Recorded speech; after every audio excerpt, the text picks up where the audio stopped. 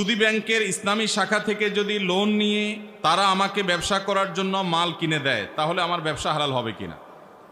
ব্যাংকটা হলো সুদী ব্যাংক, কনভেনশনাল ব্যাংক। সেই ব্যাংক থেকে, সেই ব্যাংকের আবার ইসলামী উইং আছে, ইসলামী ব্যাংকিংয়ের শাখা বা উইং আছে। সেই উইং থেকে ইসলামী ব্যাংকিংয়ের পদ্ধতিতে যদি আপনি লোন নেন এবং সেখানে যদি ইসলামী ব্যাংকিং ফলো হয়, শুধু ইসলামী ব্যাংক হলে হবে না, ইসলামী ব্যাংকিং শাখা থাকলে, উইং থাকলে হবে না, সেখানে ইসলামী ব্যাংকিং ফলো করা শর্ত। যদি সেটা হয় তাহলে তারা আপনাকে ব্যবসার মালামাল কিনে দিলে সেটা দিয়ে আপনি ব্যবসা বাণিজ্য করেন। মালামালের যা দাম তার চাইতে দাম বেশি করে ধরলো, ধরে সেটা কিস্তিতে পরিশোধ করলো, আপনি পরিশোধ করলেন, সেটা জায়েজ হবে। ধরুন আপনি কোনো দোকানে মালামাল কিনবেন, তারা আপনাকে মালামাল কিনে হ্যান্ডওভার দিয়েছে, তাদের একজন অফিসার গিয়ে আপনার কাছে মালটা বুঝাই দিছে, 10 টাকার মাল 12 টাকা রাখছে, কিস্তিতে শোধ করছেন, এটা জায়েজ আছে।